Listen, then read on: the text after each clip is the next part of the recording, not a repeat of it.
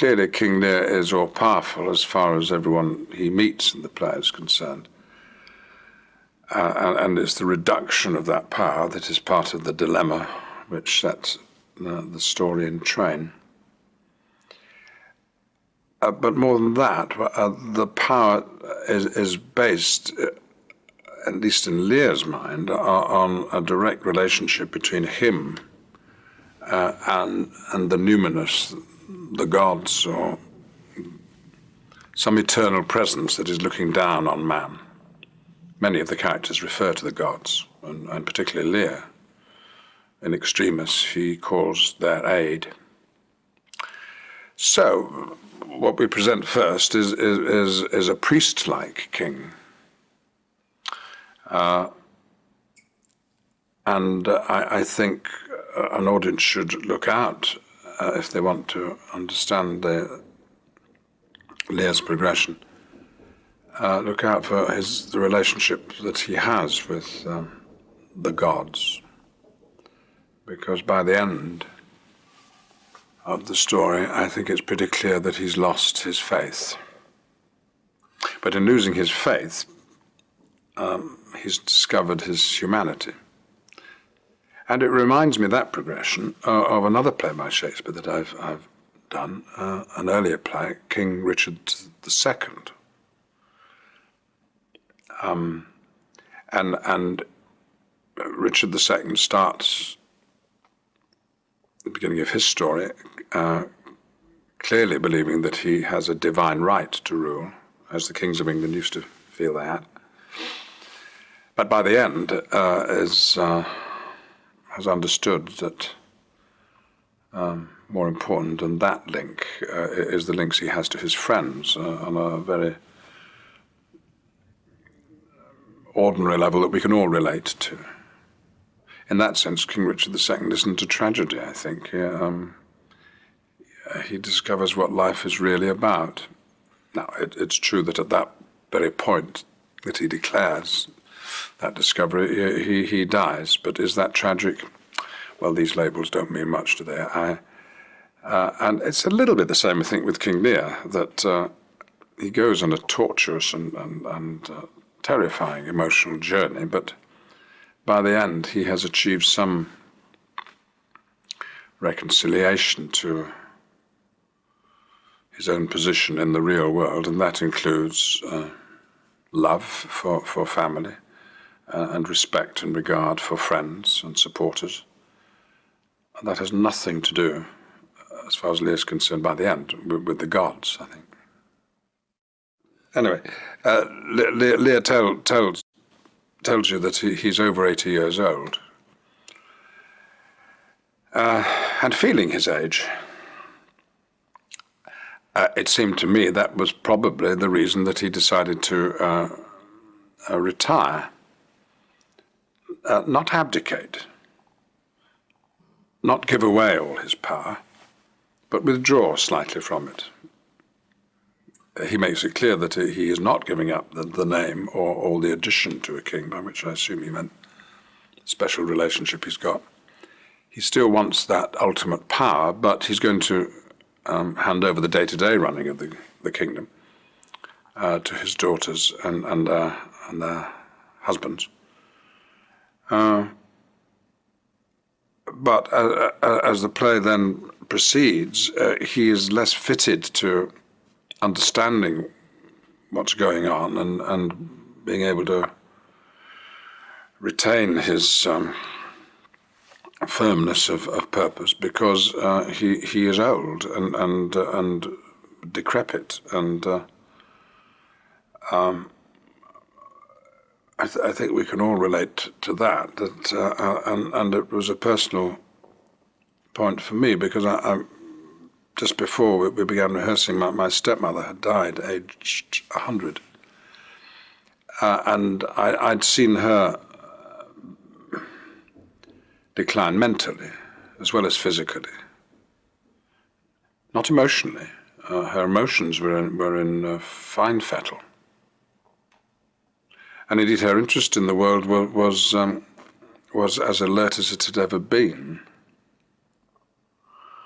Although she developed for her, curious interests as far as expressing them was concerned, at least. So she, in her late 90s, was very interested in sex.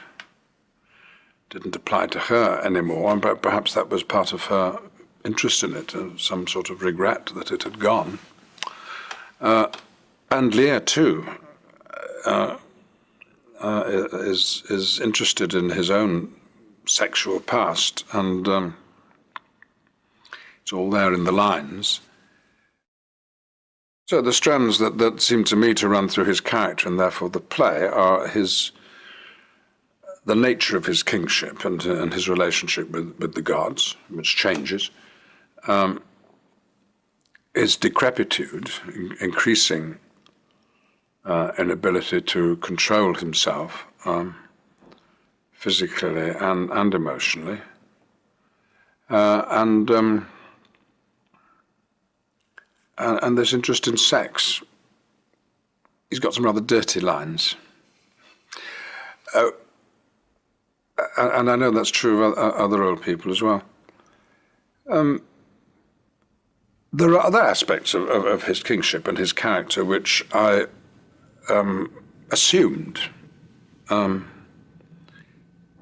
He's a man who hits people.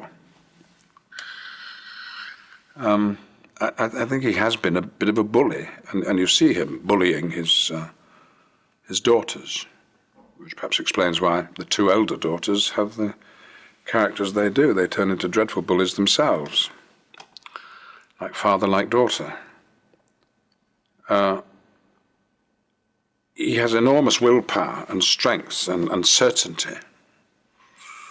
And those characteristics are true of his youngest daughter, Cordelia.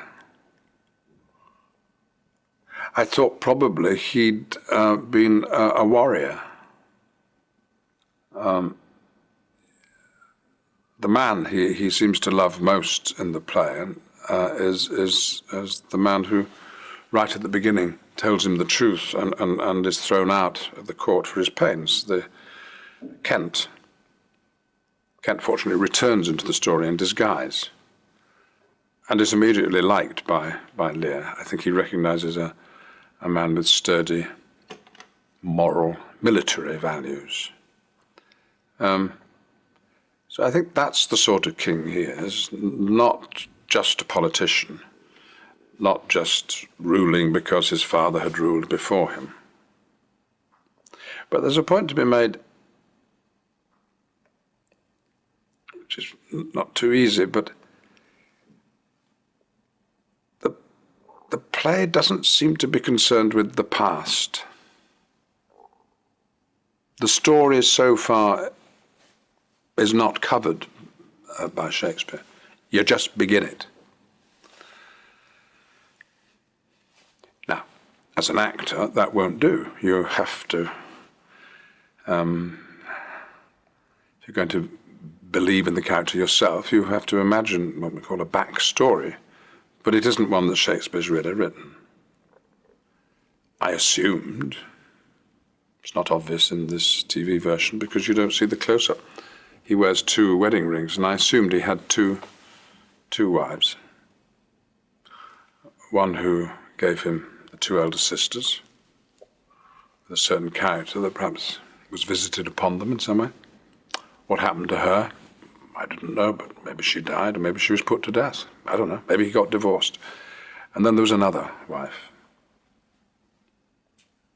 perhaps the love of his life, who gave him a 3rd child. And I assume perhaps she died in childbirth, so that Lear has brought up Cordelia, and therefore loves her most. Therefore wants her love back in return, and it's when it doesn't seem to come to him that he gets so exercised in that first scene. And maybe he's also looking into the face, Romola, Gary's beautiful face, he's looking into the face of her mother, who would have been about the same age when she died. I imagined that he'd been a warrior, capable on the battlefield. He refers to, in his dying moments, to his proficiency with weapons. And so a military bearing seemed to be appropriate, though an old man's bearing. But really the story of Lear happens as it happens, as you, the audience, are viewing it.